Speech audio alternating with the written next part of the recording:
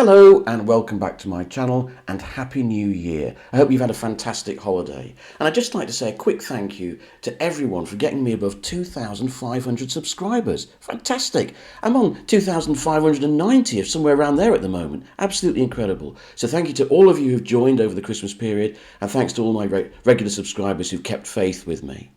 What better way to celebrate over Christmas than watching the best Life of Christ movie ever made? Yes, the Gospel according to St. Matthew, as we continue my Pasolini retrospective. But just quickly before we get there, on this wonderful Criterion box set of Pasolini's movies, there is the third feature film that Pasolini made, which is called Love Meetings. It doesn't get discussed much.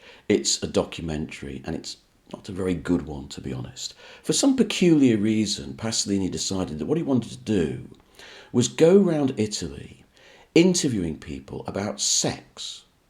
And not in a very interesting way. He goes around saying, what do you think about the sexual problem, without really defining what the sexual problem is. He also makes the curious decision to interview people on the street or by the beach, instead of on their own, where they might be more forthcoming.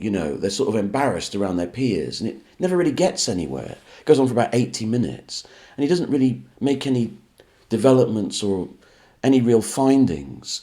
The only thing that comes out of it is that Pasolini comes across as a really nice guy who's quite good with people and genuinely interested in their stories. Some film directors are not terribly nice. They might be talented, but they're not very nice people. But Pasolini comes across as a thoroughly decent chap. Anyway, the movie is rather forgettable, but I mention it for one reason. The last scene. In the last sequence, Pasolini stages a sort of rural, ordinary working class wedding with, amateur actors as usual.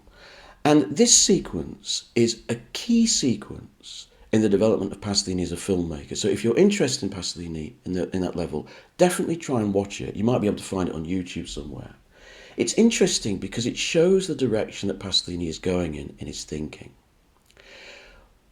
Over the top of it is a voiceover. And what Pasolini talks about here is the key to his whole philosophy. He shows these people going through a ceremony which is time-honoured and set by society and tradition. And he sees it as a prison, as a sort of lock, in which the people think that that's what they have to do, and so they're not allowed to break out of it, they're not allowed to see the truth of the world around them. But at the same time, Pasolini honours it, and he sees beauty in it. He sees beauty in that tradition. He sees beauty in that ongoing working-class proletarian culture. He sees why this is for them something of great beauty, and it means something.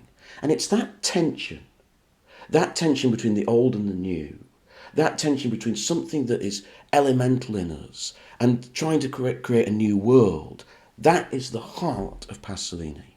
And you couldn't find a better sequence to illustrate that than this wedding sequence. And it will be the pattern for all of Pasolini's work to come afterwards. We see this right at the beginning of the Gospel according to St. Matthew. Now, previously, Pasolini's films open with, very simple title cards with classical music, usually Bach. This film opens with a Congolese mass. It opens with choral music from Africa. It's very interesting, actually, if you look into this. Missy Luba, it was a priest, a missionary priest, went out into the Congo and worked with Congo choir people and artists and singers to create this new mass. And it's extraordinarily beautiful and inspiring, and Pasolini uses it brilliantly throughout the film. And that's what he starts with. And then that music gives way to his favourite Bach. So this new sort of music, this kind of elemental music of the people, gives way to classical music. And there is the tension. That's the tension of Pasolini just in one title sequence. Of course, this whole movie is going to be a tension. Pasolini was a great scourge of the Catholic Church. He was an atheist, yet he chose to make a Life of Christ movie. And what's interesting about this movie is it's very faithful to the Gospel of Matthew. It doesn't try to undermine it. It doesn't try to criticise it. Instead, it almost takes it at face value.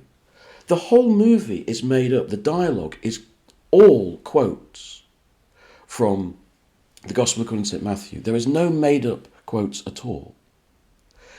This has two interesting effects. The first is that this fidelity to the Gospel, only using quotes from the Gospel as a dialogue, it frees him up as a filmmaker. He no longer has to stick to narrative or script. And so you can see that the way he puts image and music together becomes freer, becomes more cinematic. This is an extraordinarily beautiful film, arguably one of the most beautiful films ever made. Honestly, some of the imagery in it brought me to tears. I hadn't seen it for a long time. And then there's the use of music. And so free is Pasolini in this film that he uses different kinds of music. So he has a Congolese mass, he has classical music, he also has American blues music, sung by people like Odette. And it's extraordinarily impactful, right? There's a very interesting accompanying extra on the DVD on this Blu-ray, and I really recommend people to watch it. Pasolini originally wanted to film this story in Israel, in Palestine, in the places where Jesus preached and where these things really happened, right? And it's a very funny documentary of him. He went round Israel and Palestine with this Catholic priest, and they try to find the places where these things happen. And at every single one, Pasolini's like disappointed. He says, oh, it's a bit crap here, isn't it? It's a bit soulless, there's no atmosphere. Or it's too modern, the Israelis have modernised it too much. And he's very disappointed. Again, you get this sense that Pasolini is such a great guy. He's a really lovely guy, really sympathetic character. And he expresses his disappointment to this Catholic priest, right? Eventually, of course, Pasolini would make the film back in Italy, in southern Italy. But it just shows what Pasolini is doing here. He's not trying to make a faithful historical depiction, an accurate depiction of biblical times.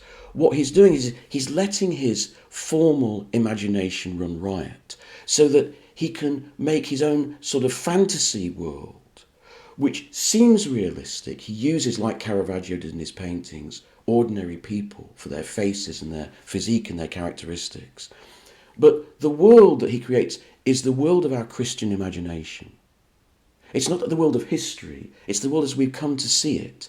And so you get these glorious costumes of the Pharisees and everything. There's this new formal playfulness that's developed since his first two films. And that is best seen in his use of music. But there's another effect. Here is a Marxist atheist making a Life of Christ film. Now this Christ is not the ethereal Christ of Robert Powell in Jesus of Nazareth. He's not this strange holy man giving off an aura. No, he is an angry Christ. He's a rebel. He's a Che Guevara. When he says, I've come with a sword, when I've come to set father against son, he means it. Pasolini employed this Spanish student who's got sort of quite severe eyebrows and he looked cross. You know, this is not a guy to mess with. And this is a very sort of realistic Christ. You know, he's not a holy man, he's a rabble-rouser, right? And that fits in with Pasolini's attempt to try and change the world, you know, a sort of social rebel. What's interesting, though, is that even though that's the line that Pasolini takes, he doesn't undermine the spiritual nature of the Christ story. He shows the miracles. But look at how he shows the miracles. Right? He shows them as a neorealist. He was influenced, of course, by neorealism, Italian neorealism, and he shows them in an almost neorealist way. So the fishes and the loaves, it's just a very simple cut, and suddenly the fishes and loaves are there, and the corner left of the screen. There's not some grand music, and suddenly there's loaves filling the screen. It almost just sort of happens by the by. When Jesus walks across the waters, it's a beautifully simple effect, and it really works. But what Pasolini seems to concentrate on more, even, is when one of his disciples tries to meet him, tries to get out of the boat to go to him, and falls. That's given more importance than the actual miracle of walking across the waters. So it's an extraordinary film.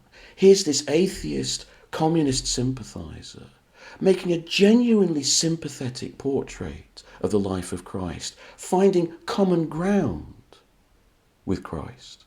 You know, trying to understand him as a fellow traveller in a way, as someone who wants to shake up society and defy authority, but without ever stinting on the beauty and the power. I mean, you watch this film and you kind of almost want to believe in Christianity if you don't already.